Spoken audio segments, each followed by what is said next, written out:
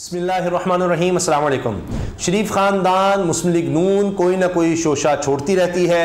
कभी हमें पता चलता है मियाँ नवाज शरीफ साहब ने ऐसा कह दिया कि जी कोई मिसाइल आकर गिरा था अमेरिका का और हमने उससे रिवर्स इंजीनियरिंग के ज़रिए मिसाइल बना लिया। अब ये डिप्लोमेटिकली इतना खौफनाक बयान था। इस तरह के बेशुमार बयानात मिल जाएंगे, लेकिन मरियम साहिबा के जो बयानात माजी के रहे, अब उससे भी आगे के बयानात आ चुके हैं नून लीग की तरफ से। अब शहबाज शरीफ साहब की वीडियो आई है जो इस वक्त सोशल मीडिया पे वायरल है।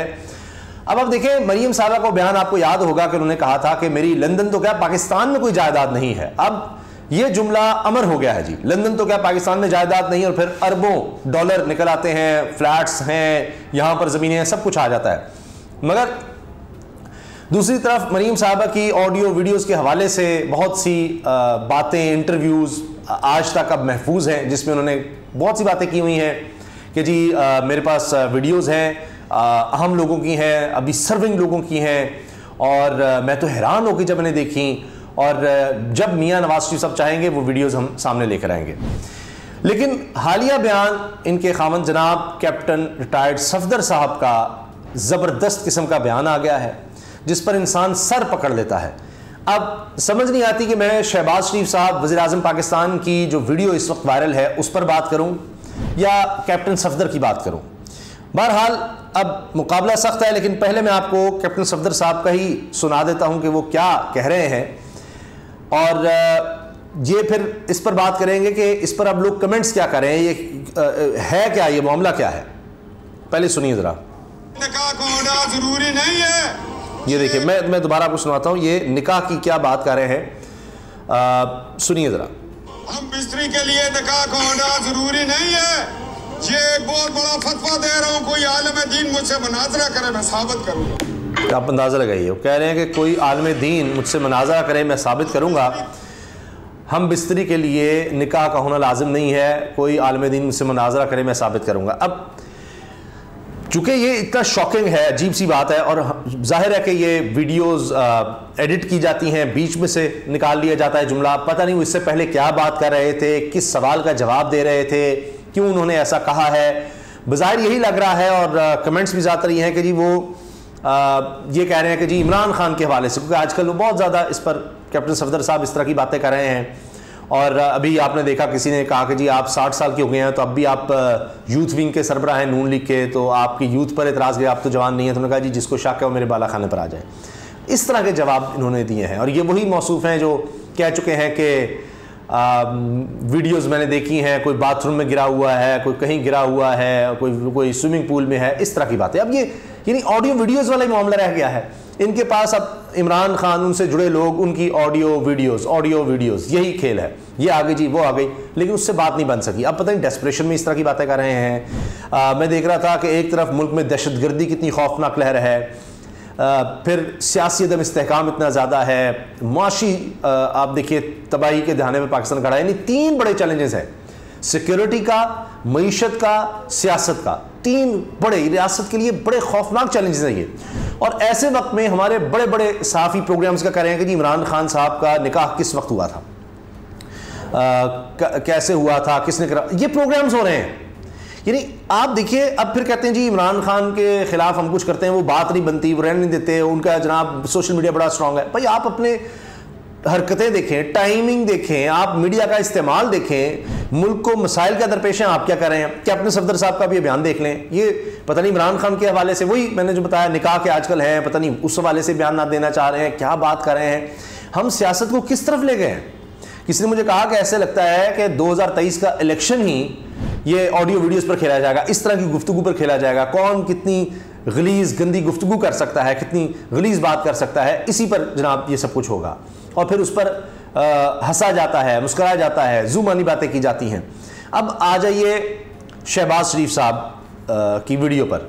अभी और मैंने पूरी डिटेल नोट की हुई है, किस वक्त इन्होंने क्या कहा, किसके क्या बयानात थे। तो बहरहाल पहले शहबाज शरीफ साहब की वीडियो देखें आप, तो इसमें नज़र आ रहा है अहम तकरीब, बहुत अहम तकरीब है, और उसमें अब ज़ाहिर है कि फॉरेन डिग्निटरीज़ भी होते हैं, अहम लोग भी होते हैं, तो सुवेनियर वगैरह होता है, ये इस तरह की तकरीब में होता है। अब एक साहब जाहिर है कि जो भी अगर फ़र्ज़ कीजिए जो लग रहा है कि ये कोई एटॉमिक या कोई पावर जो कंपनी या पावर प्लांट है उसके हवाले से तकरीब है, तो अब एक जो पाकिस्तान की तरफ से होगा या दूसरी तरफ से, तो वो एक सुविनर के तौर पर एक कह रहा है कि जी शहबाज शरीफ वज़ीर आज़म है, आप ये पेश करें दूसरे बंदे को। अब शहबाज शरीफ का कह रहे हैं वो पकड़ के खड़े हो गए हैं और वो आगे नहीं देने दे रहे, उसको मजबूती से पकड़ रहे हैं। अब वो बेचारा आगे कह रहा है कि जी वो बंदा साथ खड़ा है, उसको पकड़ाएं, आप उसको पकड़ाएं। तो अब वो नहीं, जब उसने कहीं कहा तो उन्होंने वो भी चीज़ पकड़ी रखी और छोड़ी नहीं। जो भी सुविनर है वो ट्रे टाइप लग रहा है, उसमें शायद मॉडल वगैरह होगा पावर प्लांट का जो भी, तो उस बंदे से सिर्फ हाथ मिला लिया कि अच्छा तू बेचारा ऐसे खड़ा, इससे हाथ मिला लूँ, चलो मैं इतनी इसको इज्जत दे रहा हूँ, इससे हाथ मिला दो बस। उसके बाद फिर पकड़ लिया, उसको छोड़ नहीं रहे, मुझे दे दो। पता नहीं अब ये तोशा खाना का कोई तोहफा समझा है कि मुझे दे ये बंदा, और फिर उसको पकड़ के खड़े हो गए। फिर पीछे से वो फौजी अफसर आता है, क्योंकि प्राइम मिनिस्टर के साथ मिलिट्री सेक्रेटरी भी होता है, मिलिट्री सेक्रेटरी है अमूमन, इस तरह से वो खड़े होते हैं। लेकिन बहरहाल वो आता है, वो देखता है कि ये तो बहुत ही यानी शर्मिंदगी हो रही है, एम्बैरसिंग है, तो वो फिर आता है और पकड़ता है जनाब वो जो भी सुविनियर जो है, और वो फिर यानी बाकायदा पकड़ के मजबूती से वो दिखाता है कि शहबाज शरीफ साहब, वज़ीर आज़म साहब, इसको पकड़ाना है। और उसको देकर बस तस्वीर और एक तौर पर ये एक अंदाज होता है या ये एक रिवायत है, और उसके बाद फिर वो पकड़ के वापस रख लेना होता है कि जनाब बस ये तस्वीर आपके साथ होगी, वो ये फिर बीच बचा हुआ है। तो लिहाजा शहबाज शरीफ साहब जहाँ जाएँ कोई मौका नहीं छोड़ते। कभी कहेंगे कि जी मैं मांगने नहीं आया लेकिन मजबूरी है, आप कहेंगे जब भी आता है मांगने आ जाता है लेकिन मैं मजबूरी है। फिर कभी कह देते हैं, उसके बाद भी बाज नहीं आते और कहते हैं कि जी मैं गया, मैंने सोचा अब नहीं मांगूंगा, लेकिन वो आप इतनी मोहब्बत से मिले हैं तो लिहाजा फिर मुझे और पैसे दे दे। मैंने कहा मांग ही लूँ। कौन सा वज़ीर आज़म, या वज़ीर आज़म तो बहुत बड़ी चीज़ है किसी स्टेट का, कोई भी जो बंदा स्टेट को रिप्रेजेंट कर रहा हो वो कौन इस तरह की बातें करता है? ये कोई अंदाज होता है डील करने का, किसी से कर्ज मांगने का भी मुल्क की सतह पर? आपकी कोई इज्जत तकरीम होती है आपके मुल्क की, आप उसको रिप्रेजेंट कर रहे होते हैं। इस तरह के जनाब शहबाज शरीफ साहब शोषे छोड़ते हैं। फिर अभी हाल ही में उनका एक इंटरव्यू था जिसमें वो खातून को कुछ समझा रहे थे कि पता नहीं ताली दोनों हाथों से बजती है। उन्होंने ताली बाकायदा ऐसे ऐसे ऐसे करके जोर जोर से बजा कर दिखाई उसको, ऐसे ऐसे कि जनाब ये है, ये मेरा मतलब है कि clap has to be with both hands और पता नहीं क्या। तो वो इस तरह का काम शुरू कर देते हैं। फिर अब देखें वो यूएई के जो शहजादे हैं, सदर हैं, वो आए यहाँ तिलोर का शिकार करने। साल में 2 दफ़ा अक्सर ये लोग आते हैं, कतर के, सऊदी अरब के, यूएई के शहजादे। तो वो उसको प्राइवेट रखते हैं। ये वहाँ भी पहुँच गए सारी दुनिया को दिखाने के लिए कि जी ये तिलोर का शिकार करने आ गए हैं। आपका ख्याल है उनको नहीं पता कि मीडिया में इसकी कवरेज किस तरह से होगी, क्या कहा जाएगा, जी तिलोर का शिकार करने आ गए। प्राइवेट विजिट है, उनको जाके दावत दिया कि जी इस्लामाबाद आए, वो भी नहीं आए, वो वहीं से निकल गए। तो अजीब व गरीब जनाब इनकी हरकतें होती हैं। फिर कभी पूछते हैं जी डिफ़ॉल्ट की उर्दू क्या होती है, तो पता नहीं क्या क्या बातें किस तरह की करते हैं। अब ज़ाहिर है कि इनके इर्द गिर्द भी लोग वैसे हैं। ख्वाजा आसिफ साहब, हम वेंटिलेटर पे हैं, हमें वेंटिलेटर लगे हुए हैं, वो उतार ले तो हम मर जाएंगे, ये हो जाएगा, वो हो जाएगा। इस तरह के जनाब शोशे इनकी तरफ से होते हैं।